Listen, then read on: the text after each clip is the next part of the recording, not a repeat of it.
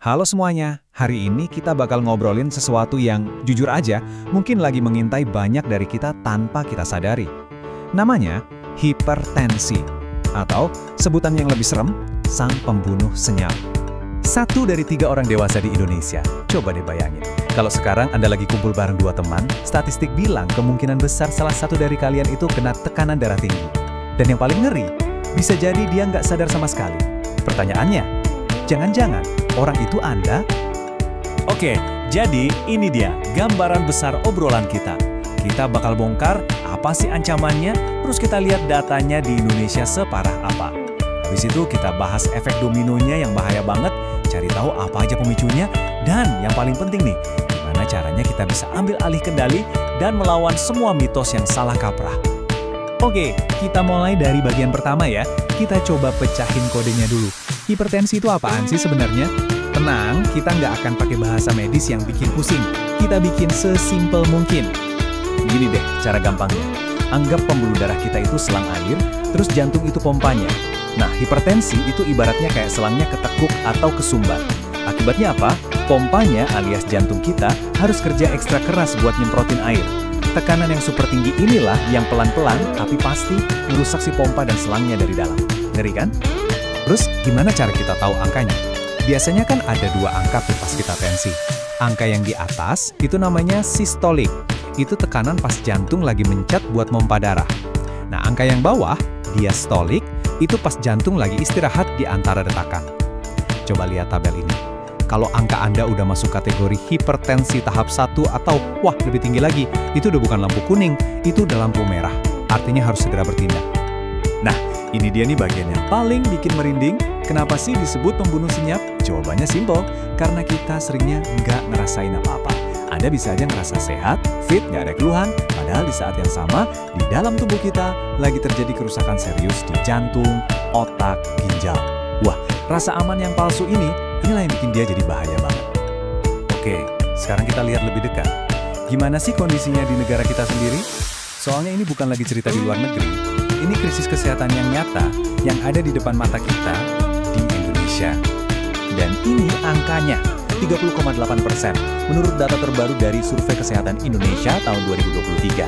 Artinya hampir 1 dari 3 orang dewasa di Indonesia itu hidup dengan hipertensi. Ini bukan sekedar angka di atas kertas loh, ini udah jadi epidemi yang nyata. Terus, kalau ada yang mikir, itu kan penyakit orang tua. Wah, salah besar. Lihat deh data ini. Mitos itu langsung hancur. Lebih dari 10% anak muda umur 18-24 tahun udah kena. Dan angkanya naik lagi, jadi 17% buat yang umurnya 25-34. Ini tuh kayak bom waktu kesehatan yang lagi berdetak di generasi kita. Terus, apa yang terjadi kalau hipertensi ini kita cuekin aja? Anggap aja ini domino pertama yang kita senggol. Begitu satu jatuh, bakal ada rentetan masalah super bahaya yang nyebar ke seluruh tubuh kita. Konsekuensinya, nggak main-main. Jantung yang dipaksa kerja rodi bisa kena serangan jantung atau gagal jantung. Otak, tekanan tinggi bisa bikin pembuluh darah pecah, jadilah stroke. Ginjal kita yang tugasnya jadi filter bisa hangus karena tekanan non-stop dan akhirnya gagal ginjal. Bahkan mata pun bisa buta permanen. Singkatnya, semua organ penting kita jadi sasaran tembak. Oke, kita udah tahu bahayanya. Sekarang pertanyaannya, apa sih pemicunya? Nah, ada kabar baiknya nih. Walaupun ada beberapa hal yang emang nggak bisa kita ubah, tapi banyak banget faktor risiko utamanya yang sebenarnya ada di tangan kita sendiri. Betul, ada faktor yang nggak bisa diapa-apain, kayak umur atau keturunan.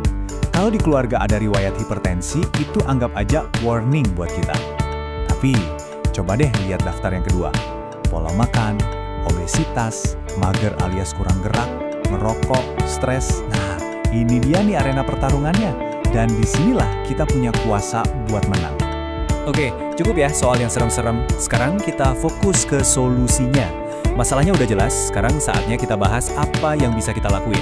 Ini adalah cara-cara praktis buat ngambil alih lagi kendali hidup kita. Semuanya itu dimulai dari piring makan kita.